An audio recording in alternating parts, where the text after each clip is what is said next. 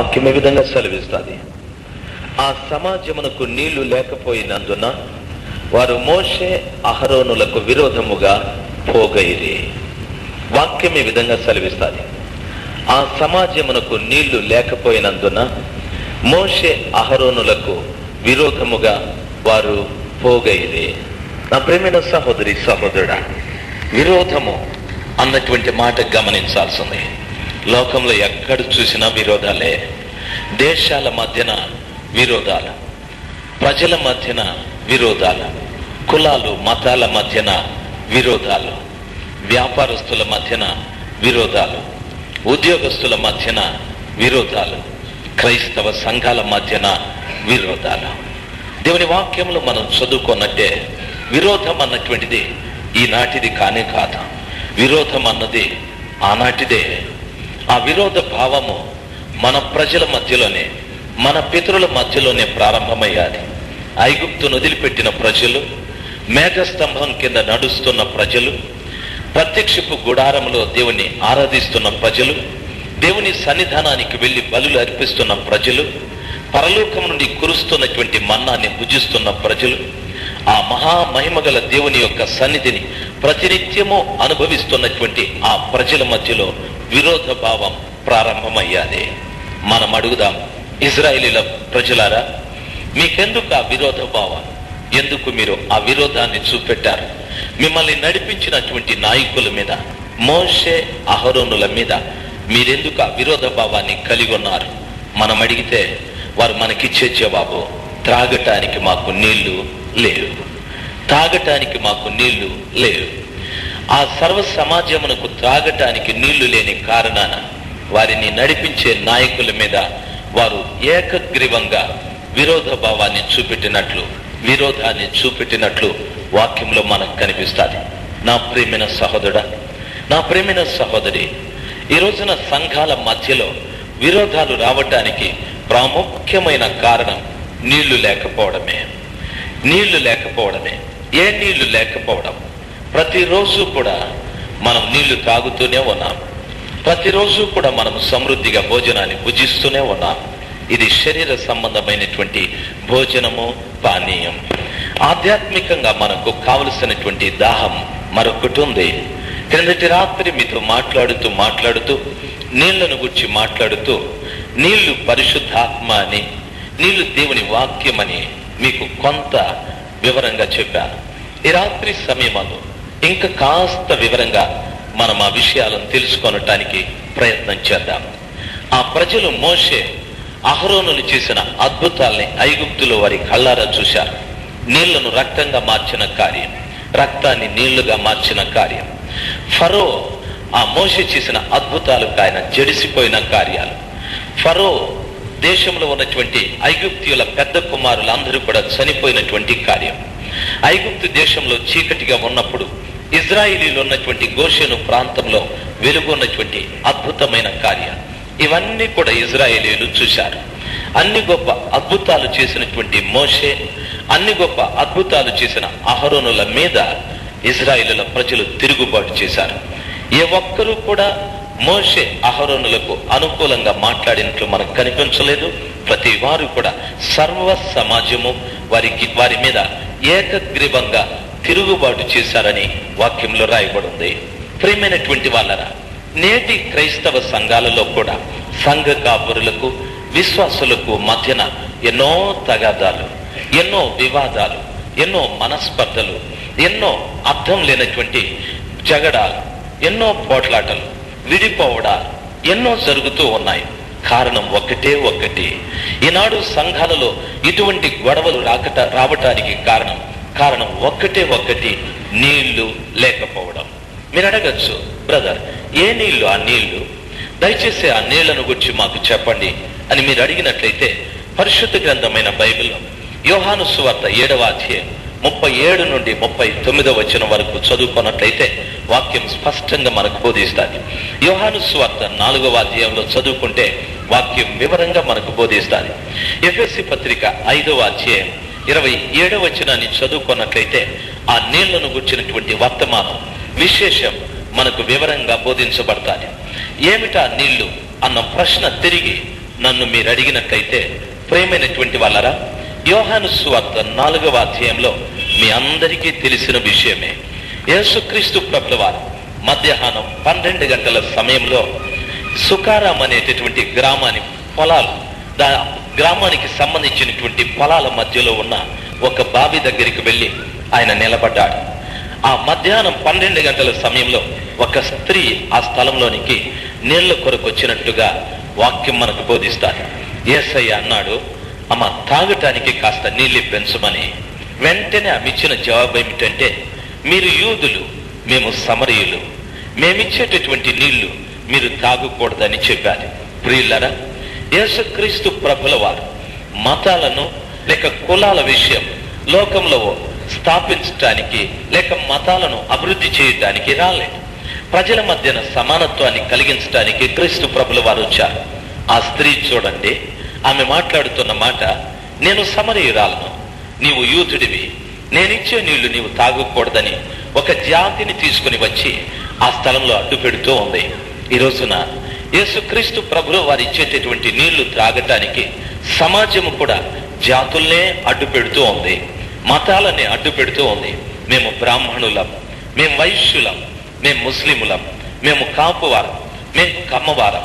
ఈ విధంగా క్రీస్తు అనే జీవజలాన్ని మనుషులు త్రాగటానికి అభ్యంతరంగా జాతులు, మతాలు, కులాలు ఇవన్నీ కూడా అడ్డుగా వచ్చి నిలబడుతూ ఉన్నాయి. యేసు అడిగింది మతాలకు సంబంధించిన దాహం కాదు, కానీ యేసుక్రీస్తు ప్రభుల వారు అడిగింది మనస్సు మార్పిడి కొరకు తానిచ్చే నీళ్లను గుర్చి ఆ సర్వశక్తిమంతుడైన దేవుడు సమరయ స్త్రీతో మాట్లాడాడు. ప్రియమైనటువంటి వాళ్ళరా, ఈ రాత్రి కూడా నీతో నా ప్రత్యేకమైన మనవేమిటంటే, చాలా మంది మీరు ఈ విధంగా అంటారు, ఒకప్పుడు మేము ముస్లింలం, ఒకప్పుడు మేము లంబాడీలం, ఒకప్పుడు మేము బ్రాహ్మణులం, ఒకప్పుడు మేము వైశ్యులం, యేసును మేము నమ్ముకొని మా జీవితాన్ని మార్చుకున్నామని మీరంటూ ఉన్నారు. ఒకప్పుడు మా పేరు ఫలానా, ఇప్పుడు మా పేరు ఫలానా, మా పేరు కూడా మార్చుకున్నామని మీరంటూ ఉన్నారు. యేసు మీ మతం మార్చటానికి, యేసు మీ పేరు మార్చటానికి రాలేదు, మీ మనసు మార్చటానికి వచ్చాడు, మీ పాపాన్ని తీసివేయటానికి వచ్చాడు. సమరయ స్త్రీ ఉద్దేశాన్ని పూర్తిగా మార్చటానికి యేసుక్రీస్తు ప్రభుల వారు ప్రత్యేకమైనటువంటి నీళ్లను ఆమెకు ప్రసాదించాడు. అప్పుడు ప్రభు అన్నాడు, అమ్మా నేనిచ్చే నీళ్లు తాగితే మరి ఎప్పటికీ నీవు దప్పిగొనవని చెప్పాడు. ఆ విధంగా అన్నప్పుడు ఆమెనింది, ప్రభ అలాగైతే ఆ నీళ్లు నాకు ఇప్పించమని. నా యేసయ్య అన్నమాట, వెళ్ళి నీ భర్తను కూడా తీసుకురమ్మన్నాడు. ప్రేమైన సహోదరి, నా ప్రేమైన సహోదరుడా, యేసు ప్రభుల వారు ఇచ్చే నీళ్లు వ్యక్తిగతంగా ఒకరే తాగాలని కాదు, కుటుంబ పరంగా కుటుంబంలో ఉన్నవారందరూ కూడా యేసయ్య ఇచ్చే నీళ్లు తాగాలని యేసుక్రీస్తు ప్రభుల వారి యొక్క వాంఛ. యేసు జక్కయ్యతో మాట్లాడేటప్పుడు, జక్కయ్య క్రిందికి దిగిరా, నీ ఇంటికి రక్షణ వచ్చి ఉంది అని అన్నాడు, కానీ నీకొక్కడికే రక్షణ వచ్చింది అని అనలేదు. కుటుంబాన్నంతటిని కూడా రక్షించాలని, కుటుంబం యొక్క దాహమంతా కూడా తీర్చాలని, కుటుంబంలో ఉన్న ప్రతి ఒక్క వ్యక్తి యొక్క సమస్యను పరిష్కరించాలని సర్వోన్నతుడైన దేవుని యొక్క ఆలోచన ఉంది. నీ భర్తను తీసుకురమ్మని ప్రభు అన్నాడు. ఆమె చెప్పిన మాట, నాకు భర్త లేడని నిజమే చెప్పారు. అప్పుడు ప్రభు అన్నాడు, నీకు 5 మంది భర్తలు ఉన్నారు, ఇప్పుడున్నవాడు కూడా నీ వాడు కాదు కదా. ప్రభువు ఆ విధంగా చెప్పేటప్పటికీ నిజమే ప్రభువా అని చెప్పారు. ప్రియమైన సహోదరి, నా ప్రియమైన సహోదరుడా, యేసుక్రీస్తు ప్రభుల వారు ఇచ్చిన నీళ్ళు ఏమిటో తెలుసా? వారు నిలబడ్డటువంటి స్థలం యాకోబు త్రవ్వించినటువంటి బావి దగ్గర నిలబడ్డారు. ఆమె నీళ్ళు ఇవ్వటానికి మతాన్ని చూపెట్టి అభ్యంతరాన్ని కనపరిచేది, కానీ యేసు ప్రభుల వారు ఇచ్చిన నీళ్ళు ఏమిటంటే ఆమెలో దాగున్నటువంటి పాపపు నీళ్లనన్నిటినీ తోడి పడేశాడు. ఆమె హృదయంలో దాగున్న ప్రతి పాపపు దాహాన్ని తోడి అవతలికి పారబోసేశాడు. ఇప్పుడు ఆ తల్లి జీవితంలో పాపం లేదు, యేసు తోడేశాడు, యేసు ప్రభుల వారు తీసివేశారు. నా ప్రియమైన సహోదరి, నా ప్రియమైన సహోదరుడా, ఈ రాత్రి సమయమందు గమనించవలసింది, ఇటువంటి నీళ్లు మీరెవరైనా తాగారా? ఇటువంటి సేద మీరెవరైనా తీర్చుకున్నారా? ఇటువంటి దాహంతో మీరెవరైనా ఉండి యేసుక్రీస్తు అనే జీవజలము ద్వారా మన పాపపు దాహాన్ని పోగొట్టుకున్నవారు ఎవరైనా ఉన్నారా? మీరు అనొచ్చు, బ్రదర్ ఒకప్పుడు ఎప్పుడో పాపం చేశా, ఇప్పుడు పాపం చేయలేదని. లేదు తల్లి. దేవుని వాక్యం ఆ విధంగా సెలవిస్తారు. 1 యోహాను పత్రిక 1వ అధ్యాయం 7, 8, 9 వచనాలను చదువుకుంటే వాక్యం ఈ విధంగా సెలవిస్తారు. మనలో పాపం లేదని మనం చెప్పినట్లయితే దేవుని దృష్టికి మనము అబద్ధీకులం అవుతామని వాక్యములో రాయబడింది. నేను పాపిని, మనం పాపులం. నేను అపరాధిని, మనము అపరాధులం. నేను దోషిని, మనము దోషులం. నేను అతిక్రమకారుడు, మనము అతిక్రమాలు చేసేవారు. చేయకూడని కార్యాలు ఎన్నో చేస్తూ ఉన్నాం. మాట్లాడకూడని కార్యాలు ఎన్నో మాట్లాడుతూ ఉన్నాం.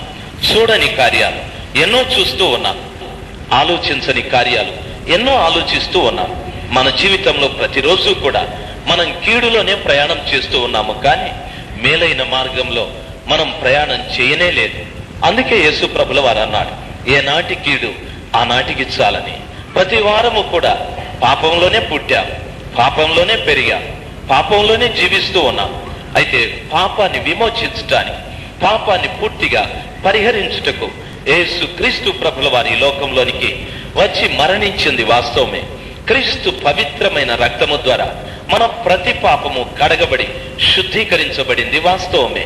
అయినంత మాత్రాన నాలో పాపం లేదని చెప్పటానికి వీలే లేదు. నన్ను ఒక చిన్న ప్రశ్న అడగనివ్వండి. ఎన్ని పర్యాయాలు మనము అబద్ధాలు చెప్పలేదు? ఎన్ని పర్యాయాలు మనం కోపపడలేదు? మనమంటాం అబద్ధమేముంది బ్రదర్, అది చిన్నది కదా అనని. దేవుని వాక్యం ఏమంటుందో తెలుసా? ప్రకటన గ్రంథం 21వ అధ్యాయం 8వ వచనంలో చదువుకున్నట్లయితే ఒక నరకానికి వెళ్ళటానికి ఒక లిస్టు, ఒక పట్టిక స్థలంలో ఇవ్వబడి ఉంది.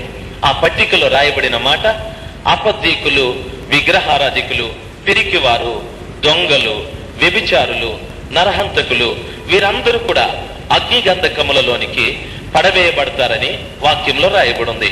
వ్యభిచారం ఎంతో అబద్ధం అంతే, విగ్రహారాధన ఎంతో అబద్ధం అంతే, దొంగతనం ఎంతో అబద్ధం అంతే. నీవు దొంగతనమే చేయలేదు, అబద్ధం చెప్తున్నావు, చాలు నరకానికి వెళ్ళిపోవచ్చు. నీ వ్యభిచారం మానుకున్నావు, అయినా అబద్ధం చెప్తున్నావు, చాలు నరకానికి వెళ్ళిపోతున్నావు. నా ప్రియమైనటువంటి వాళ్ళరా, నరకానికి వెళ్ళటానికి ఒకటి వదిలిపెట్టి మరొకటి చేయాలని కాదు, పరిపూర్ణంగా సమస్తాన్ని మనం వదిలిపెట్టాలని దేవుడు మన ఎదుట ఎప్పుడూ కోరుకునేటటువంటిది ఒక్కటే. అదేమిటి అంటే పరిశుద్ధత. పరిశుద్ధత, పరిశుద్ధత. పరిశుద్ధత లేకుండా ఎవరూ దేవుణ్ణి చూడలేరని వాక్యం సెలవిస్తాది. రెండవది, నేను పరిశుద్ధుడను గనుక మీరును పరిశుద్ధులై ఉండుడి అని ప్రభువు సెలవిచ్చాడు. మూడవది, నేను మిమ్మల్ని పిలిచినది పరిశుద్ధులుగా ఉండుటకే కాని అపరిశుద్ధులుగా ఉండుటకు కాదని ప్రభుల వారు సెలవిచ్చారు. నిన్నెందుకు పిలిచాడో తెలుసా? నన్నెందుకు పిలిచాడో తెలుసా? పరిశుద్ధంగా ఉండటానికే, పరిశుద్ధంగా ఉండటానికే. అంతేకాని మనం అపరిశుద్ధంగా ఉండటానికి యేసయ్య మనల్ని పిలవలేదు. మనం అపరిశుద్ధంగా ఉండాలంటే ఇక్కడికి రానవసరమే లేదు, ఇక్కడ పాడాల్సిన పనే లేదు, ఈ స్థలంలో కూర్చోవలసిన పనే లేదు, ఈ వాక్యం వినాల్సిన పనే లేదు. మనం లోకంలోనే ఉండొచ్చు, మన ఇష్టానుసారంగా మనం జీవించవచ్చు. యేసయ్యని నీవు నమ్ముకున్నావు గనుక, యేసయ్య స్వరాన్ని విన్నావు గనుక, యేసు పిలుపుని విని ఈ స్థలంలోనికి వచ్చాము గనుక ప్రతి వారు కూడా పరిశుద్ధతను పాటించవలసిన వారమై ఉన్నాం. ఆ పరిశుద్ధతే మనకు లేకపోతే పరలోకంలో ఉన్న దేవుణ్ణి చూడటానికి మనకు శక్యం కాదు. కాబట్టి పరిశుద్ధత నీకు అవసరం, నాకు అవసరం, ప్రతి వారికి కూడా అవసరమై ఉన్నది. ప్రియమైన సహోదరి, నా ప్రియమైనటువంటి సహోదరుడా, మొట్టమొదట క్రీస్తు ప్రభుల వారు తానిచ్చిన నీళ్ల ద్వారా పాపం హరించుకుపోవునట్లుగా, పాపం తొలగించబడినట్లుగా సమరయ స్త్రీకి కృపగల దేవుడు నీళ్లను ఇచ్చాడు. ఆయన ఇచ్చిన నీళ్లు తాగినటువంటి సమరయ స్త్రీ తన జీవితంలో పాపాన్ని పూర్తిగా విడిచిపెట్టినట్లుగా దేవుని వాక్యం మనకు బోధిస్తాడు.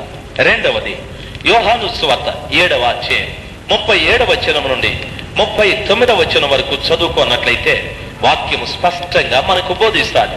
ఆ స్థలంలో రాయబడిన మాట, అది పర్ణశాలల పండుగ.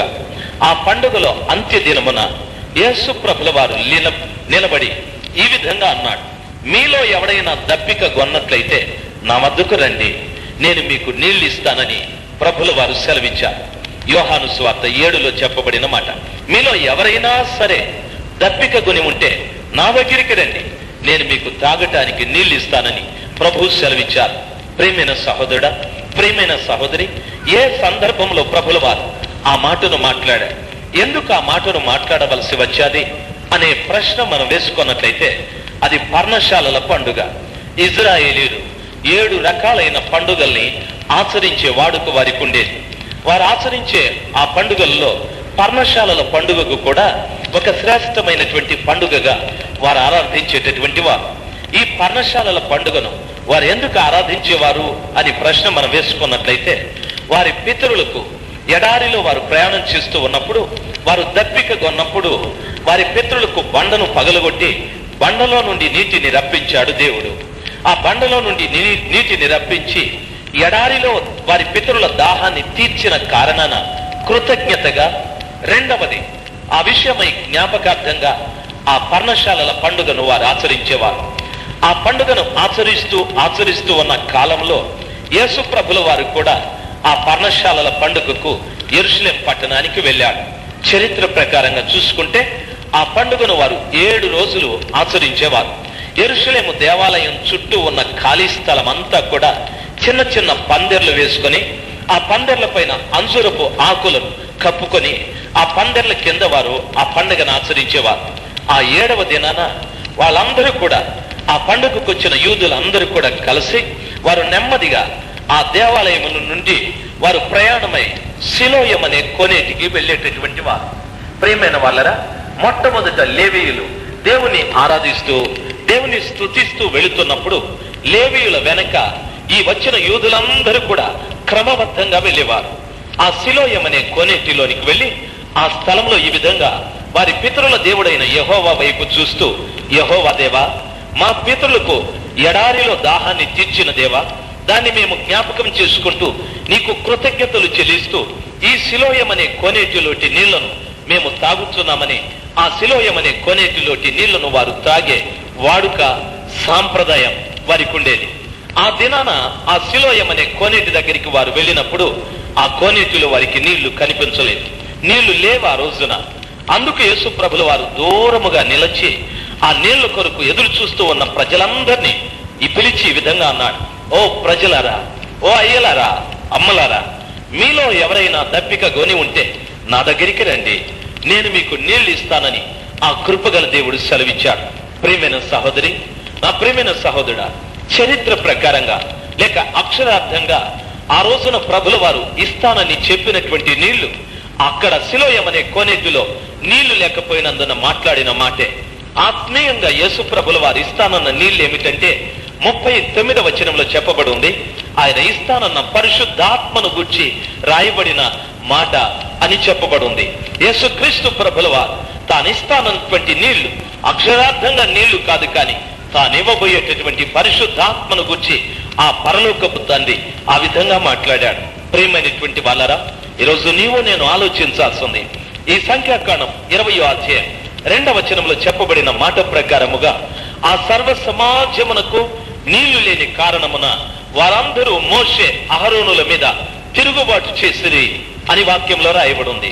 నిజమే, నీళ్లు లేకపోతే తిరుగుబాటుతనమే. ఏ నీళ్లు లేకపోతే? ప్రియమైనటువంటి వాళ్ళరా, యేసుక్రీస్తు ప్రభులవా 2000 సంవత్సరాల క్రిందట ఈ లోకమునకు తనకు మారుగా, తనకు ప్రతిగా సంఘములో ఉండటానికి పంపిన పరిశుద్ధాత్మ దేవుడు లేకపోతే సంఘములలో లేక వ్యక్తులలో లేక క్రైస్తవులలో తిరుగుబాటు తనం అన్నటువంటిది నిజంగా ఉంటాడు. అది ఎంత గొప్ప సంఘమైనా లేక ఎంత ఉజ్జీవముతో కూడిన సంఘమైనా, ఆ సంఘానికి ఎంత గొప్ప గొప్ప భక్తులు ఉన్నా, మోషే లాంటి భక్తులున్నా, అహరోను లాంటి ప్రవక్తలున్నా, ఆ స్థలంలో తిరుగుబాటు తనం అన్నటువంటిది ఖచ్చితంగా ఉంటాడు. ప్రియమైన సహోదరి, నా ప్రియమైన సహోదరుడా, దయచేసి నన్ను గమనించాల్సింది. ఇది సిఎన్ఐజి చర్చ్, ఇంకొకటి భక్త సింగ్ వారి ఫెలోషిప్, ఇంకొకటి బ్రదరన్ వారి ఫెలోషిప్, ఇంకొకటి లూథరన్ చర్చ్, ఇంకొకటి సిఎస్ఐ చర్చ్. ఈ సంఘ స్థాపకులందరూ కూడా గొప్ప మహానుభావులు, గొప్ప గొప్ప భక్తి పరులు. వారు ప్రపంచాలను కదిలించిన దైవజనులు. వారు స్థాపించిన సంఘాలలో ఈ రోజున తిరుగుబాట్లు ఎందుకున్నాయి? ఈ రోజున జగడములు ఎందుకున్నాయి? ఈ రోజున వ్యతిరేకాలు ఎందుకున్నాయి? ఈ రోజున ఒకరి మీద ఒకరికి పోరాటాలు రావటానికి కారణమేమి? నీళ్లు లేవు, నీళ్లు లేవు, నీళ్లు లేవు. ఏ నీళ్లు లేవు? పరిశుద్ధాత్మలే. నా ప్రియమైన వాళ్ళరా, సంఘాలను మనం పెద్ద చేసుకుంటున్నాం. సంఘాలలో సంఖ్య పెరుగుతూ ఉన్నది. సంఘాలలో డబ్బు అధికముగా ఉన్నది. సంఘాలలో పెద్దలు ఉండనే ఉన్నారు. అయినా సంఘాలలో నీళ్లు లేవు. సంఘాలలో పరిశుద్ధాత్మ అన్న నీళ్లు లేని కారణాన విశ్వాసులు నాయకుల మీద తిరుగుబాటు చేస్తూ ఉన్నారు. నాయకులు విశ్వాసుల మీద తిరుగుబాటు చేస్తున్నారు. విశ్వాసులు తిరుగుబాటు చేస్తున్నారు. నేను గొప్ప అంటే మరొక్కరు నేను గొప్పని, నాకు అధికారం కావాలంటే మరొక్కరు నాకు అధికారం కావాలని, నన్ను గుర్తించలేదు సంఘంలో అని ఒక్కరంటే నన్ను గుర్తించలేదు సంఘంలో అని మరొక్కరు. ఏమి వివాదాలకు కారణం? పరిశుద్ధాత్మ అన్న నీళ్లు సంఘాలలో లేని కారణం. పరిశుద్ధాత్మ అన్న నీళ్లు సంఘాలలో ఉన్నట్లయితే ఈ వివాదాలకు ఆస్పదమే లేదు, ఈ వివాదాలకు చోటే లేదు, ఈ వాదోపవాదాలకు అవకాశాలే లేవు. పరిశుద్ధాత్మ పొందక మునుపు శిష్యుల మధ్యన ఇదే వివాదం ఉంది. శిష్యులందరూ కూడా నేను గొప్ప అని వాదించుకున్నారు. ఎప్పుడైతే పరిశుద్ధాత్మ వారి మీద దిగాదో, పరిశుద్ధాత్మను వారు పొందుకున్నారు, వారు శక్తిని పొందుకున్నారు. శక్తిని పొందుకున్న తర్వాత ఆ 11 ఒక్కడైన పేతురు లేచి నిలబడి మాట్లాడుతూ ఉండగా ఎవరు అభ్యంతరాన్ని చెప్పలేదు. పేతురు నిలబడి ప్రసంగిస్తుండగా ఎవరు అభ్యంతరాన్ని చెప్పలేదు. పేతురు చెప్పినట్లుగా ప్రతి ఒక్కరూ చేశారు. పేతురు చెప్పినట్లుగా ప్రతి ఒక్కరూ లోబడ్డారు.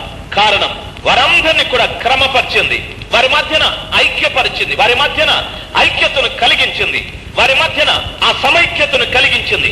పైనుండి వచ్చిన ఆ పరిశుద్ధాత్మే ఈనాటి సంఘాలలో పరిశుద్ధాత్మ లేని కారణాన వివాదాలు పుట్టుకొస్తూ ఉన్నాయి. ఈనాటి సంఘాలలో పరిశుద్ధాత్మ లేని కారణాన తిరుగుబాటుతనం కనిపిస్తూ ఉంది. నా ప్రియమైన సహోదరి, నా ప్రియమైన సహోదరుడా, సంఘాలలో ఉపవాస ప్రార్థనలు ఉన్నాయి, సంఘాలలో ఉజ్జీవ కూడికలు ఉన్నాయి, సంఘాలలో యవనస్తుల కూడిక ఉంది, సంఘాలలో స్త్రీల సమాజం ఉంది, సంఘాలలో ఎన్నో ప్రార్థనలు ఉన్నాయి, సంఘాలకు ఎంతో మంది దైవజనుల్ని తీసుకుని వచ్చి బోధింపజేస్తూ ఉన్నా, బోధ కూడా ఉన్నది. అయినా ఈ తిరుగుబాటుతనం ఉంది. ఇన్ని కార్యాలు మనం చేస్తున్నా ఈ తిరుగుబాటుతనం ఉండటానికి కారణం ఏమిటంటే ఇవేవి కూడా తిరుగుబాటుతనాన్ని అణిచివేయలేము. ఈ తిరుగుబాటుతనాన్ని అణిచివేయటానికి సహాయం చేసేది ఒక్కటి, అది పరిశుద్ధాత్మ. ఈ పరిశుద్ధాత్మ అన్నటువంటిది నేను కలిగి ఉండాలి. పరిశుద్ధాత్మ అన్నటువంటిది నీవు కలిగి ఉండాలి. పరిశుద్ధాత్మ అన్నటువంటిది ప్రతి వారు కూడా పొందుకొని ఉండాలి. పరిశుద్ధాత్మ లేకపోతే మన జీవితం వ్యర్థం. బ్రదర్, రోమీయులకు రాసిన పత్రిక 8వ అధ్యాయం 26వ వచనాన్ని చదువుకున్నట్లయితే భక్తుడైన పౌలు రోమా సంఘానికి ఈ విధంగా సెలవిస్తాడు: నా ఆత్మ లేనివాడు నావాడు కాదని, నా ఆత్మ లేనివాడు నావారు కాదని. నా ప్రియమైనటువంటి వాళ్ళ ఎఫెసీ పత్రిక 1వ అధ్యాయం 13వ వచనం 14వ వచనం, ప్రకటన గ్రంథం 22వ అధ్యాయం 17వ వచనం దేవుని వాక్యాల్లో చదువుకున్నట్లయితే వాక్యం ఈ విధంగా సెలవిస్తారు: రక్షణను గుర్చిన సువార్త మీరు విన్న కారణాన ఆత్మ అన్న సంచకరువు చేత మీరు ముద్రింపబడితిరి. ఆత్మ అన్న సంచకరువు చేత ముద్రించబడిన మీరు విమోచన దినం వరకు నడిపించబడుతున్నారని వాక్యంలో రాయబడి ఉంది. పరిశుద్ధాత్మ చేత మనం ముద్రించబడితే విమోచన దినం వరకు ఆత్మ మనల్ని నడిపించుకుంటూ వెళతారు. ప్రకటన గ్రంథం 22వ అధ్యాయం 17వ వచనంలో చదువుకున్నట్లయితే వాక్యం ఈ విధంగా సెలవిస్తాడు: ఆత్మయు పెళ్లి కుమార్తెయు ఇక్కడికి రమ్మని పరలోకము నుండి పిలిచిన ఒక పిలుపు ఆ స్థలంలో మనకు కనిపిస్తారు. పరిశుద్ధాత్మ లేకపోతే సంఘం అనే పెళ్లి కుమారుడైన క్రీస్తు ప్రభుల వారి దగ్గరికి వెళ్ళటానికి అవకాశం లేదు. ఆత్మ ఉంటేనే ఆత్మ పెళ్లి కుమార్తె అయిన సంఘాన్ని పెళ్లి కుమారుడైన క్రీస్తు ప్రభుల వారి దగ్గరికి తీసుకువెళతారు. ఆత్మ అవసరం తల్లి, ఆత్మ అవసరం నా ప్రేమైన తండ్రి. ఆత్మ నీవు పొందుకోవాలి తల్లి, ఆత్మ నీవు పొందుకోవాలి నా ప్రేమైన తండ్రి. ఆత్మ లేకపోతే దేవుని వాక్యం ఈ విధంగా సెలవిస్తున్నది: ఆత్మ లేనివాడు నావాడు కాదని, ఆత్మ లేనివాడు నావాడు కాదని. కనుకనే క్రీస్తు ప్రభుల వారు అంటున్నారు: మీలో మీలో మీలో మీలో ఎవరైనా దప్పిక కొన్నట్లయితే నా వద్దకు రండి, నేను మీకు నీళ్ళేస్తాను అని చెప్పిన మాట ఆయన అనుగ్రహించబోయే పరిశుద్ధాత్మను గురించి ఆయన మాట్లాడాడని వాక్యంలో రాయబడి ఉంది. నా ప్రియమైన సహోదరుడా, నా ప్రియమైన సహోదరి, మోషే అహరోను లాంటి నాయకులు మన సంఘములో ఉన్న పరిశుద్ధాత్మ లేకపోతే తిరుగుబాటే. మోషే అహరోను లాంటి మహానాయకులు మన సంఘాల్లో ఉన్న పరిశుద్ధాత్మ లేకపోతే తిరుగుబాటే తిరుగుబాటే తిరుగుబాటే. ఈ రోజున క్రైస్తవ సంఘాలు, నా ప్రేమైనటువంటి వాళ్ళ, ఈ తిరుగుబాటు తనముతో సతమయత్మైపోతూ ఆధ్యాత్మికంగా ఎదగాలి అనుకుంటున్నటువంటి విశ్వాసులకు దిక్కుతోచక సంఘాలు మానేసుకుంటూ ఉన్నారు, సహవాసాలు మానేసుకుంటున్నారు, దేవుడు లేకపోతే పోనీ అనుకుంటున్నారు, ఇంట్లోనే ప్రార్థన చేసుకుందాం అనుకుంటున్నారు, ఇంట్లోనే వాక్యం చదువుకుందాం అనుకుంటున్నారు. ఏం కారణం? పరిశుద్ధాత్మ లేని కారణం. ఏం కారణం? మోషే లాంటి నాయకులు ఉన్నారు, అహరోను లాంటి ప్రవక్తలు ఉన్నారు, అయినా ఆత్మ లేదు తల్లి, అయినా ఆత్మ లేదు నా ప్రేమైన తండ్రి. దయచేసి గమనించాల్సి, ఈ రోజున మన సంఘాలకు ఆత్మ అవసరం. క్రిందటి రాత్రి మిరియామీల అవసరమని చెప్పాను. ఈ రాత్రి సమయమందు మీతో మాట్లాడుతున్న ప్రత్యేకమైన మాట, మన సంఘాలకు ఆత్మ అవసరం. సంఘంలో ఉన్న ప్రతి ఒక్క వ్యక్తి కూడా ఆత్మ కలిగినటువంటి వారంగా, ఆత్మ పొందుకున్న వారంగా ఉండాలి. పరిశుద్ధాత్మ లేకపోయినట్లయితే పరలోకానికి వెళ్ళడం దుర్లభం. పరిశుద్ధాత్మ లేకపోతే పెళ్లి కుమార్తెగా నీవు మార్చబడడం దుర్లభం. బ్రదర్, నేను గట్టిగా ప్రసంగించవచ్చు, లేకపోతే చక్కగా పాడొచ్చు, లేకపోతే చక్కగా ప్రార్థన చేయొచ్చు. నేను ప్రార్థన చేస్తే అద్భుతాలు జరగచ్చు, నేను ప్రార్థన చేస్తే మహత్కార్యాలు జరగచ్చు. అయినా పరిశుద్ధాత్మ లేకపోతే ప్రయోజనమే లేదు. మీరు అడగచ్చు, పరిశుద్ధాత్మ లేకపోతే ఈ కార్యాలు చేయగలమా అని. చేయగలం. మోషే అద్భుతాలు చేయటానికి పరిశుద్ధాత్మ ఏమీ పొందలేదు. మోషే అద్భుతాలు చేయటానికి దేవుని వాక్యం ఈ విధంగా సెలవిస్తాది. మోషే దేవుని ఇంటిలో నమ్మకస్తుడు, మోషే భూమి మీద ఉన్నటువంటి ప్రజలందరిలో సాత్వికుడు. ఈ రెండు క్వాలిఫికేషన్స్, ఈ రెండు అర్హతల ద్వారా దేవుడు ఆయన చేత అద్భుతాలు చేయించాడు. యెహోషువ సూర్య చంద్రుల్ని ఆపటానికి పరిశుద్ధాత్మనేమీ పొందలేదు. నా ప్రియమైనటువంటి వాళ్ళరా, మోషే అని చెప్పబడిన నాయకుని క్రింద యెహోషువ అణగి మనగి మోషే మరణం వరకు ఆ దాసుడిగానే ఆయన జీవించాడు. ఆయనకున్నటువంటి ఆ లోబడే తనమును బట్టి ఆయన సూర్య చంద్రుల్ని ఆపటానికి దేవుడు కృపను అనుగ్రహించాడు. ఈ రోజున సంఘాలలో యెహోషువ వలె మోషే నాయకులకు లోబడే తనమున్నదా? మోషే వలె దేవుని కుటుంబంలో నమ్మకస్తులుగా మనమున్నామా? భూమి మీద ఉన్నటువంటి ప్రజలలో సాత్వికాన్ని కలిగి మనం జీవిస్తున్నామా? సాత్వికం లేదు, దేవుని ఇంటిలో నమ్మకత్వం లేదు, మన పైన నాయకుల ఎదుట లోబడే తనం మనకు లేదు. ఈ లోబడే తనం, ఈ సాత్వికం లేని తనం, ఈ నమ్మకం లేనటువంటి తనము ద్వారా మన జీవితాల్లో అద్భుతాల్ని, ఆశ్చర్యమైన కార్యాలు మనం చూడలేకపోతున్నాం. ఈ రాత్రి సమయమందు మనం గమనించాల్సిన ప్రతి తల్లి, ప్రతి తండ్రి, ప్రతి యవన సహోదరుడు, ప్రతి యవన సహోదరి దేవుని ఆత్మను మనం పొందుకొనటానికి ప్రభు సన్నిధానంలో ప్రార్థించాలి. బ్రదర్, దేవుని వాక్యం సెలవిస్తుంది. దేవుని వాక్యం ఈ విధంగా సెలవిస్తారు. ఎఫెసీ పట్టణానికి ఒక పర్యాయం అపోస్తలులు వెళ్ళారు. ఎఫెసీలో ఉన్న విశ్వాసులతో ఈ విధంగా మాట్లాడారు. మీరు విశ్వసించినప్పుడు పరిశుద్ధాత్మను పొందారా అని అడిగారు. అప్పుడు అడిగినప్పుడు వారు అన్నారు, పరిశుద్ధాత్ముడు ఉన్నాడన్న సంగతే మాకు తెలియదని చెప్పారు. వెంటనే వారు అడిగారు, మీరు ఏ బాప్తిస్మం పొందారు అని అడిగారు. అపోస్తల కార్యం 19వ అధ్యాయంలో రాయబడి ఉంది. వారు చెప్పిన మాట ఏమిటో తెలుసా? మేము యోహాను బాప్తిస్మం పొందామని చెప్పారు. ప్రేమైనటువంటి వాళ్ళరా, దాని అర్థం ఏమిటో తెలుసా? యోహాను బాప్తిస్మం ఒకటి ఉంది, యేసు ప్రభుల వారి బాప్తిస్మం ఒకటి ఉంది. యోహాను బాప్తిస్మం ఏమి అని మీరు అడగచ్చు. యోహాను ఈ విధంగా మాట్లాడాడు, ఓ సర్వ సంతానమా, రాబో ఉగ్రతను గురించి మీకు బుద్ధి చెప్పిన వాడేవాడు. యోహాను ఈ విధంగా మాట్లాడాడు, మారు మనసు పొందుడి, పరలోక రాజ్యం సమీపించాలి. మారు మనసు పొందుడి, పరలోక రాజ్యం సమీపించాలని మారు మనసును గురించి యోహాను ప్రకటించాడు. మారు మనసును గురించి యోహాను బాప్తిస్మం ఇచ్చాడు. అదే యోహాను ఈ విధంగా అన్నాడు, నా వెనుక వచ్చువాడు నాకంటే శక్తిమంతుడు, ఆయన చెప్పులు వారు విప్పుటకు కూడా నేను యోగ్యుడను కాదు. నేను మీకు నీళ్లతో బాప్తిస్మం ఇస్తున్నాను, నా వెనుక వచ్చేవాడు అగ్నితోనూ ఆత్మతోనూ బాప్తిస్మం ఇస్తాడని యోహాను యేసు ప్రభుల వారిని గురించి చెప్పాడు. యేసు క్రీస్తు ప్రభుల వారి ఇచ్చే బాప్తిస్మం ఆత్మ బాప్తిస్మం, యేసు ప్రభుల వారి ఇచ్చే బాప్తిస్మం అగ్ని బాప్తిస్మం. నా ప్రేమైన తల్లి, నా ప్రేమైన తండ్రి, దయచేసి ఇప్పుడు ఆలోచన చేద్దాం. ఆత్మ ఆత్మ ఆత్మ పరిశుద్ధాత్మ అని నీవు మాట్లాడుతున్నారే, ఈ పరిశుద్ధ కారణాన సర్వ సమాజము మోషే అహరోనుల మీద తిరుగుబాటు చేసిరని వాక్యంలో రాయబడి ఉంది. మొదటి రకం నీళ్లు పాపాన్ని తీసివేసే నీళ్లు. రెండవ రకం నీళ్లు పరిశుద్ధాత్మతో మనము నింపబడినటువంటి నీళ్లు. మూడవ రకం నీళ్లు ఎఫెసీ పత్రిక 5వ అధ్యాయం 27వ వచనంలో చదువుకున్నట్లయితే, వాక్యం మనకు స్పష్టంగా బోధిస్తారు. దేవుని వాక్యాన్ని చదువుతాను, దయచేసి గమనించాల్సింది. ఎఫెసీ పత్రిక 5వ అధ్యాయం 27వ వచనం. మీ భార్యలను ప్రేమించుడి, పురుషులారా మీరును మీ భార్యలను ప్రేమించుడి. అటువలే క్రీస్తు కూడా సంఘమును ప్రేమించి అది కళంకమైనను ముడత అయినను అట్టిది మరి ఏదైనను లేక పరిశుద్ధమైనదిగాను నిర్దోషమైనదిగాను మహిమగల సంఘముగాను ఆయన తన ఎదుట దానిని నిలవబెట్టు కొనవలెనని వాక్యముతో ఉదక స్నానము చేత దానిని పవిత్రపరిచి పరిశుద్ధపరచుటకై దాని కొరకు తన్ను తాను అప్పగించుకొనెను అని వాక్యంలో రాయబడి ఉంది. జాగ్రత్తగా గమనించాల్సింది. 3వ రకమైనటువంటి నీళ్లు వాక్యమనే ఉదక స్నానము అని చెప్పబడి ఉంది. ప్రేమైనటువంటి వాళ్ళరా, ఉదకము అనగా మంచి నీళ్లు అని అర్థం. దేవుని వాక్యానికి ఉదకమనే నీళ్లు అని రాయబడి ఉంది. శుద్ధమైన నీళ్లు, అందులో ఏ కల్మషము లేదు, అందులో ఏ కళంకము లేదు. ఈ వాక్యం అనేటటువంటి ఉదకము ద్వారా, వాక్యం అనే మంచి నీళ్ల ద్వారా సంఘానికి దేవుడు స్నానం చేయిస్తూ ఉన్నాడు. ఎలాగ చేయిస్తున్నాడు తెలుసా? పురుషులు తమ భార్యల్ని ప్రేమిస్తున్నట్లుగా క్రీస్తు కూడా సంఘమును ప్రేమించి అందులో కళంకమైన ముడత అయిన అట్టిది మరి ఏదైనాను లేకుండా పరిశుద్ధమైనదిగా తన ఎదుట దానిని నిలవబెట్టుకొనుటకు ఆ కృపగల దేవుడు సంఘానికి వాక్యం అనే శుద్ధ జలం చేత స్నానం చేయిస్తూ ఉన్నాడు. బాగా ఆలోచించాల్సింది. మీరు అనేక పర్యాయాలు దేవుని వాక్యాన్ని చదువుతూ ఉంటారు, అనేక పర్యాయాలు దేవుని వాక్యాన్ని వింటూ ఉంటారు. అనేక మంది భక్తుల్ని మీ మధ్యకు పిలిపించుకుని దేవుని యొక్క బోధని మీరు బోధింప చేసుకుంటూ ఉంటారు.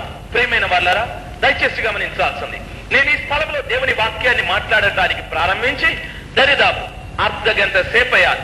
ఈ అర్ధగంట దేవుని వాక్యాన్ని మీరు వింటూనే ఉన్నారు. ఈ అర్ధగంట సేపు దేవుని వాక్యాన్ని వింటున్నారు అనగా దాని అర్థం ఏమిటో తెలుసా? ఓ నేను మంచి ప్రసంగం విన్నాను, ఓ మంచి ప్రసంగం ఆ వ్యక్తి చేశాడు అనేది కాదు. సర్వశక్తిమంతుడైన దేవుడు ఒక పురుషుడు తన భార్యని ప్రేమిస్తున్నట్లుగా ఆయన సంఘమైన మనల్ని ఆయన ప్రేమించి ఈ వాక్యం అనే శుద్ధ జలం చేత ఈ స్థలంలో కూర్చున్న ప్రతి వారికి వాక్యము ద్వారా స్నానం చేయిస్తూ ఉన్నాడు. ప్రతి వారికి వాక్యము ద్వారా స్నానం చేయిస్తూ ఉన్నాడు. స్నానం చేసుకునేవాడు ఏదో కొన్ని నీళ్లు తీసుకుని వెళ్లి ముఖం కడుక్కొని బయటికి రాడు. స్నానం చేసే ప్రతి వాడు కూడా అరికాలు మొదలుకొని నడినెత్తి వరకు శుభ్రంగా నీళ్లతో స్నానం చేసుకుంటాడు. తన శరీరం మీద ఉన్న మలినాన్నంతటిని కూడా శుభ్రంగా తొలగించుకుంటాడు. నా ప్రియమైన సహోదరుడా, నా ప్రియమైన సహోదరి, ఇంతవరకు మీకు బోధింపబడుతున్న ఈ వాక్యం దేవుని వాక్యం అనే శుద్ధ జలం చేత మీకు జరుగుతున్న స్నాన కార్యక్రమమే. స్నాన కార్యక్రమమే. ఈ స్థలంలో ప్రతి బిడ్డ కూడా ముడతైన కళంకమైన అటువంటిది మరి ఏది కూడా లేకుండా సర్వశక్తిమంతుడైన దేవుని ఎదుట పరిశుద్ధంగా నిలవబడుటకు యోగ్యమైన జీవితాన్ని సంపాదించుకోవటానికి వాక్యము ద్వారా స్నానాన్ని మనం చేసుకుంటూ ఉన్నాం. హల్లెలూయా, హల్లెలూయా. వాక్యము ద్వారా మనం స్నానం చేయించుకుంటూ ఉన్నాం. చాలా మంది వాక్యాన్ని విని బాగుందని వెళ్ళిపోతారు. చాలా మంది వాక్యాన్ని విని ఓ నా కొరకే మాట్లాడారని వెళతారు. చాలా మంది వాక్యం విని ఈరోజు చాలా కఠినంగా మాట్లాడారని వెళ్ళిపోతారు. ఒక్కొక్కరికి తోచిన విధంగా మాట్లాడుకుంటూ వెళతారు. అయితే నా దేవుని ఆలోచన ఏమిటంటే వాక్యము బోధించడము అనగా వాక్యము ద్వారా తన బిడ్డలందరినీ కూడా శుద్ధీకరింపచేసి వారిలో ముడత అయిన కళంకమైన అపరిశుద్ధమైనది ఏది కూడా ఉండకుండా ఉండటానికి వాక్యము ద్వారా ఆయన స్నానం చేయిస్తూ ఉన్నాడు. ప్రియమైన సహోదరుడా, నా ప్రియమైన సహోదరి, స్నానానికి కాస్త నీళ్లు మనం ఉంచుకున్న తరువాత ఆ నీళ్లను మనం ముంచి మన శరీరాన్ని అంతటి మీద మనం పోసుకుంటాం. అదే రీతిగా వాక్యం మనం వింటూ ఉన్నప్పుడు మన శరీరంలో ఉన్న ప్రతి పాపాన్ని గురించి కూడా, మన జీవితంలో ఉన్న ప్రతి పాపాన్ని గురించి కూడా మనం ఆలోచన చేసుకుని ఈ వాక్యం నా జీవితంలో ఉన్న పాపం విషయమే, ఈ వాక్యం నా జీవితంలో ఉన్న లోపం విషయమే, ఈ వాక్యం నా జీవితంలో ఉన్న అవిధేయత విషయమే, ఈ వాక్యం నా జీవితంలో ఉన్న ముడత విషయమే, కళంకం విషయమే ఈ వాక్యం నాతో మాట్లాడుతున్నదని ఆ వాక్యాన్ని విని పశ్చాత్తాపడి క్రీస్తు ప్రభువు వారి దగ్గర మన పాపాన్ని ఒప్పుకున్నట్లయితే నీవు నిజంగా వాక్య స్నానం చేసిన వ్యక్తివి, వాక్యము ద్వారా కడగబడిన వ్యక్తివిగా మార్చబడి స్థలంలో నుండి వెళతావు. లేదు, వాక్యాన్ని విని ఇది నాకు కాదు, ఫలానా వ్యక్తికి, ఇది నాకు కాదు, పాస్టర్ గారికే, ఇది నాకు కాదు, శేఖర్కే, ఇది నాకు కాదు, యోహానుకే అని మనం ఇంకొకళ్ళకు చూపెట్టుకుంటూ వెళితే నీకు స్నానం లేదు, నీవు స్నానం చేయించుకోలేదు. నీలో ఆ అశుభ్రత అన్నది, నీలో ఆ మురికి అన్నటువంటిది దినదినం పెరిగిపోతూనే ఉంటాది. నీలో అశుభ్రత పెరిగిపోతూనే ఉంటాది. అందుకే భక్తుడైన దావీదు తాను పాపం చేసిన తరువాత ఒక్క మాట అన్నాడు. ఏమన్నాడు తెలుసా? నేను మరణమై స్మరణకు రానివాడు, నేను ఓటికొండ వంటివాడు, నేను ప్రజలకు మరణపు వాసనగా ఉన్నానని భక్తుడైన దావీదు సెలవిచ్చాడు. పాపం చేసినప్పుడు అనేక మంది ప్రజలకు నేను మరణపు వాసనగా ఉన్నాను. ఎందుకయ్యా దావీదు, ఎందుకు నీవు మరణపు వాసనగా ఉన్నావు? నాలో ఉన్న రక్షణ వెళ్ళిపోయా, నాలో ఉన్న పరిశుద్ధాత్మ వెళ్ళిపోయా. నేను ఇప్పుడు కడగబడడం లేదు, నేను వాక్యము ద్వారా కడగబడిన జీవితాన్ని పోగొట్టుకున్నాను కనుక నేను అనేకులకు మరణపు వాసనగా ఉన్నానని ఆయన అంటూ ఉన్నాడు. నీలోకి ఆ మరణపు వాసన ఎలాగొచ్చాది అని మనం అడుగుదాం. దానికి భక్తుడైన పౌలు సరైన సమాధానం చెప్తాడు. దురాశ గర్భమును ధరించి పాపమును కనగా పాపం పరిపక్వమై మరణాన్ని కంటుందని వాక్యంలో రాయబడి ఉంది. ప్రియమైన వాళ్ళరా, వాక్యము ద్వారా మన జీవితాన్ని ఎప్పుడు మనం సరిచేసుకోమో వెంటనే మన లోపల మరణపు వాసన ప్రారంభమైతాది. అనగా పాపం మనలో జీవించడం, పాపం మన చేత పాపాన్ని చేయించడం, పాపం ఈ పాపం మనలో ప్రతిరోజు కూడా చేయిస్తూ పాపాన్ని చేయిస్తూ మన జీవితాన్ని పూర్తిగా మరణపు వాసనగా మార్చివేస్తాను. నీ భార్య నిన్ను ప్రేమించదు, నీ పిల్లలు నిన్ను ప్రేమించరు, నిన్ను కన్నవారి నిన్ను ప్రేమించరు, నీ తోటి వారు నిన్ను ప్రేమించరు, నీ స్నేహితులు నిన్ను ప్రేమించరు. ప్రతి వారు కూడా నిన్ను అసహించుకుంటూ ఉంటారు, ప్రతి వారు కూడా నిన్ను యావగించుకుంటూ ఉంటారు, ప్రతి వారు నిన్ను తిరస్కరిస్తూ ఉంటారు. నీ మాటకు విలువ ఉండదు, నీవు చెప్పే కార్యాలకు విలువ ఉండదు. ప్రతి వారికి దినం దినం దినం నీవు దూరం కావలసి వస్తాది. కారణం నీలో పాపం ఉంది గనుక, కారణం ఆ పాపం నీలో మరణ వాసనని పుట్టిస్తూ ఉంది గనుక. నా ప్రియమైన సహోదరి, నా ప్రియమైన సహోదరుడా, మూడవదిగా దేవుని వాక్యం అనే నీళ్ల ద్వారా నీవు స్నానం చేయించుకోవాలి. దయచేసి గమనించాల్సింది, నీవు నేను కూడా కానాను యాత్రలో ఉన్నాను. నీవు నేను కూడా ఆ కానాను ప్రయాణంలోనే ఉన్నాను. కానాను యాత్రలో ఉన్న నీవు దేవుని వాక్యము ద్వారా ప్రతిరోజు స్నానం చేయించుకోవాలి. ప్రతిరోజు వాక్యము ద్వారా కడగబడుతూనే ఉండాలి. నీ దేవుని వాక్యం ఆ విధంగా సెలవిస్తాను. మొట్టమొదటిది నీ పాపం కడగబడాలి. రెండవది, మొట్టమొదటిది క్రీస్తు ప్రభువు వారనే జీవజలం ద్వారా మనలో ఉన్నటువంటి పాపపు దాహం కడగబడిపోవాలి. రెండవది, పరిశుద్ధాత్మ అన్నటువంటి నీళ్ల ద్వారా మనము నింపబడాలి. మూడవది, వాక్యం అనే నీళ్ల ద్వారా మనం ప్రతిరోజు కూడా కడగబడుతూ ఉండాలి. దేవుని వాక్యం సెలవిస్తుంది, ఇజ్రాయేలీయుల సర్వ సమాజం నీళ్లు లేని కారణమున మోషే అహరోనుల మీద వారు తిరుగుబాటు చేసిరని. ప్రియమైనటువంటి వాళ్ళరా, ఎన్నో పర్యాయాలు సంఘాలలో ఎందుకు ఈ తిరుగుబాట్లు అనే ఒక పెద్ద ప్రశ్న అనేకులకు ఉన్నది. ఆ ప్రశ్నకు సమాధానం ఈ ఒకటి, నీ పాపాన్ని విడిచిపెట్టలేదు. రెండు, నీవు పరిశుద్ధాత్మతో నింపబడలేదు. మూడు, దేవుని వాక్యము ద్వారా నీవు శుద్ధీకరించబడలేదు. ఈ కార్యం ఎప్పుడైతే జరుగుతుందో ఆ స్థలంలో వివాదాలకు చోటే లేదు, ఆ స్థలంలో తిరుగుబాటుతనానికి చోటే లేదు. దయచేసి గమనించాల్సింది, నీళ్లు లేకపోతే మన పరిస్థితి ఏమిటి అనే ప్రశ్న కూడా మనం వేసుకుందాం. దయచేసి మత్తయి రాసిన సువార్త, దేవుని వాక్యంలో మత్తయి రాసిన సువార్త 12వ అధ్యాయం 43వ వచనం. దేవుని వాక్యం లేకపోతే, లేక పరిశుద్ధాత్మ లేకపోతే, వాక్యము ద్వారా మనం కడగబడకపోతే మన జీవితం ఏమవుతుంది అనే ప్రశ్న కూడా మనం వేసుకుందాం. మత్తయి సువార్త 12వ అధ్యాయం 43వ వచనం నుండి చదువుతాను, దయచేసి గమనించాల్సింది. అపవిత్రాత్మ ఒక మనుష్యుని వదిలిపోయిన తరువాత అది విశ్రాంతి వెదకుచు నీరు లేని చోట్ల తిరుగుచుండును. విశ్రాంతి దొరకనందున నేను వదిలి వచ్చిన నా ఇంటికి తిరిగి వెళుదుననుకొని వచ్చి ఆ ఇంట ఎవరునూ లేక ఉండుట ఊడ్చి అమర్చి ఉండుట చూచి వెళ్లి తనకంటే చెడ్డవైన మరి 7 దయ్యములను వెంట పెట్టుకొని వచ్చును. అవి దానిలో ప్రవేశించి అక్కడనే కాపురముండును. అందుచేత ఆ మనుషుని కడపటి స్థితి మొదటి స్థితి కంటే చెడ్డదగును. నా ప్రియమైనటువంటి వాళ్ళరా, ఈ స్థలంలో గమనించాల్సింది, ఒక మనుష్యుని అపవిత్రాత్మ విడిచిపెట్టి వెళ్ళిన తరువాత, విడిచిపెట్టి వెళ్ళిపోయిన అపవిత్రాత్మ విశ్రాంతి కొరకు వెతుకుతూ ఉంటాదని వాక్యంలో రాయబడింది. విశ్రాంతి కొరకు అది ఎక్కడ వెతుకుతుందనగా నీరు లేని చోట్లలో విశ్రాంతి కొరకు అది వెతుకుతూ ఉంటాదని వాక్యంలో రాయబడింది.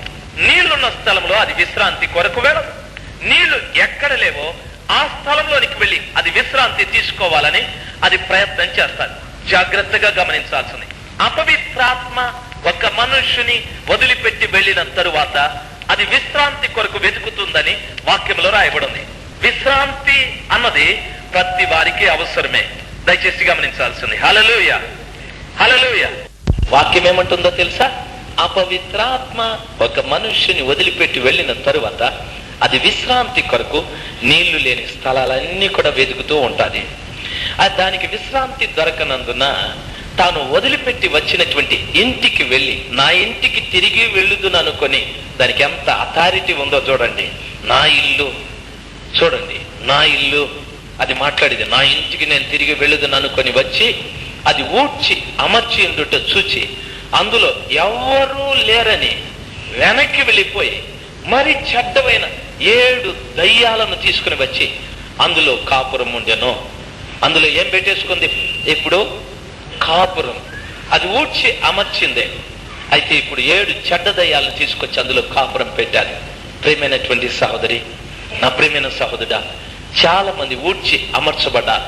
దాని అర్థం ఏమిటో తెలుసా?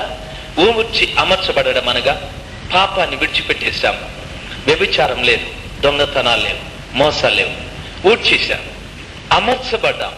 వాక్యాన్ని చదువుతాం, వాక్యాన్ని వింటాం, పాటలు పాడతాం, ప్రార్థిస్తాం, ఆరాధనకు వస్తాం. అమర్చబడ్డాం. అయితే ఆ ఇంట్లో ఎవరు లేరు. ఆ ఇంట్లో ఎవరు లేరు. ఆ ఇంట్లో ఎవరు ఉండాలి? భక్తుడైన పౌలు అంటున్నాడు, మీ దేహము దేవుని ఆత్మకు ఆలయమని మీరు ఎరుగరా? మీరు మీ సొత్తు కాదు, మీరు విలువ పెట్టి కొనబడిన వారు. మీ దేహం దేవుని ఆత్మకు ఆలయమని మీరెరుగరా? మీ లోపల దేవుని ఆత్మ ఉండాలి. ఆ ఆత్మ మీరు లేని కార్యాన్ని ఊడ్చి అమర్చి ఉండుట, మిమ్మల్ని వదిలిపెట్టి వెళ్ళిపోయిన అపవిత్రాత్మ వచ్చి చూసి ఎవరూ లేరని తెలుసుకొని వెళ్ళిపోయి మరి చెడ్డమైన 7 దయ్యాలు తీసుకొచ్చి అందులో కాపురం పెట్టారు. బాగా గమనించండి. నీవు ప్రభుని నమ్ముకోక మునిపే చాలా బాగుంటివి. ప్రభుని నమ్ముకున్న తర్వాత ఎన్ని పుచ్చులు చెప్తా ఉండవో తెలుసా? అందరి మీద ఎంతమంది కొంపలు కూల్చేస్తా ఉండవో తెలుసా? ఎంతమంది మీద అన్యాయ మాటలు మాట్లాడుతూ ఉండవో తెలుసా? ఎవరైనా పొరపాటున ఒక సహోదరునితో మాట్లాడుతూ ఉంటే, ఏ మా అమ్మ అప్పతో అట్లా మాట్లాడుతూ ఉందే అని స్టార్ట్ చేస్తాం మొదట. రెండవది, నా కళ్ళారా చూస్తూనే అంటాం. మూడోది, నిజమే ఉంటుంది. నాలుగోది, వాళ్ళిద్దరూ అట్లా వాళ్ళేపా, ఎప్పుడు గుడికి వచ్చినా మూలకు నిలబడుకొని మాట్లాడుతూ ఉంటారు. నిజంగా వాళ్ళ కొంపే కూల్చేస్తాం. నువ్వు దేవుని నమ్ముకోక ముందే బాగుంటివి. ఎవరు ప్రసక్తి ఎత్తేది లేదు. నీ పనేమో, నీ బతికేమో, నీ ఉద్యోగమేమో. దేవుణ్ణి నమ్ముకున్న తర్వాత ఎంత చెడిపోవటానికి కారణం ఏమిటో తెలుసా? ఊడ్చబడింది వాస్తవమే, అమర్చబడింది వాస్తవమే. అయితే లోపల ఎవ్వరు లేరు. ఆ ఇంటికి వచ్చి చూసినప్పుడు అందులో ఎవ్వరూ లేకుండా ఉండుట చూసి అపవిత్రాత్మ వెళ్ళి మరి చెడ్డమైన 7 దయ్యాలను తీసుకొచ్చి అందులో కాపురం ఉండెనని వాక్యంలో రాయబడింది.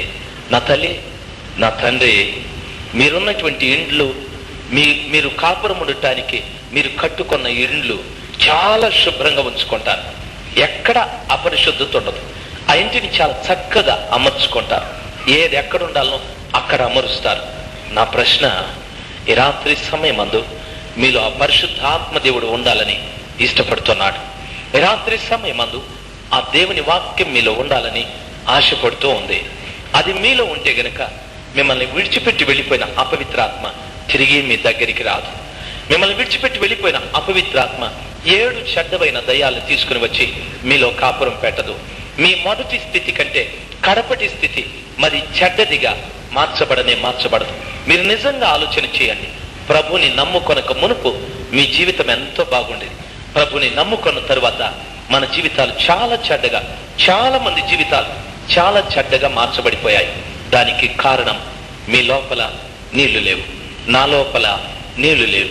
ఈ రోజున మనల్లో నీళ్లు అవసరం ఉంటుంది. వాక్యం సెలవిస్తుంది, ఆ సర్వ సమాజము నీళ్లు లేని కారణాన మోషే అహరోనుల మీద తిరుగుబాటు చేసిరని వాక్యంలో రాయబడింది. మన సంఘంలో తిరుగుబాటుతనం లేకుండా ఐక్యతగా, మన సంఘంలో తిరుగుబాటుతనం లేకుండా సమాధానంగా, మన సంఘంలో ఆ తిరుగుబాటుతనం లేకుండా ప్రేమతో జీవించటానికి, పెళ్లి కుమార్తెగా మార్చబడి పెళ్లి కుమారుని దగ్గరికి వెళ్ళటానికి, మన సంఘంలో తిరుగుబాటుతనం లేకుండా పరమ కానానుకు మనం ప్రయాణమైపోవటానికి నీలో నీళ్లు అవసరం, నీలో నీళ్లు అవసరం. దేవుని వాక్యం, దేవుని ఆత్మ నీవు కలిగి ఉండాలి. నా ప్రేమైన సహోదరి, నా ప్రేమైన సహోదరుడా, ఈ రాత్రి సమయమందు నీవు నేను ఆలోచించాల్సింది, నీలో నీళ్లున్నాయా అన్నది నా ప్రశ్న. నాలో నీళ్లున్నాయా అన్నది ప్రశ్న. అయితే నాలో నాలో నాలో నీళ్లు లేవు ప్రభా, నాలో మీ ఆత్మ లేదు స్వామి. ఈ కారణాన్ని బట్టి చూస్తే ప్రభా, నన్ను విడిచిపెట్టిన అపవిత్ర ఆత్మ మరి చెడ్డమైన 7 దయ్యాలను తీసుకుని వచ్చి నాలో కాపురం పెట్టి నన్ను ఇంకా మొదటి స్థితి కంటే నా కడపటి స్థితి చెడ్డగా మార్చివేస్తూ ఉంది ప్రభా. నా మొదటి స్థితి కంటే నా కడప స్థితి పనికిరానిదిగా చేస్తూ ఉన్నది ప్రభా. దయచేసి చెడిపోతున్న నా జీవితాన్ని మార్చుకొనటానికి నాకు ఆ పరిశుద్ధ ఆత్మను దయచేయండి, నాకు ఆ పరిశుద్ధ ఆత్మను దయచేయండి, నాకు ఆ పరిశుద్ధాత్మను దయచేయండి. మీరు ఆ పర్ణశాల పండుగలో ఆ శిలోయం అనే కోనేటి దగ్గర నిలబడ్డ ప్రజలతో మీలో ఎవరైనా దత్తిక కొన్నట్లయితే నా వద్దకు రండి, నేను మీకు నీళ్లు ఇస్తానని చెప్పారు కదా. ఈ రాత్రి ఆ నీళ్లు మాకు కూడా అవసరమే. దయచేయండి స్వామి, దయచేయండి ప్రభా అని ఆ కృపగల దేవుని మనవి చేసుకుందామా. ఇంతవరకు నా ప్రభు మీతో మాట్లాడాను, ఇప్పుడు ప్రభుతో మీరు మాట్లాడటానికి ఒక్క అవకాశాన్ని, మీరు ఇప్పుడు ప్రభుతో మీరు మాట్లాడటానికి ఒక అవకాశాన్ని కల్పిస్తారా?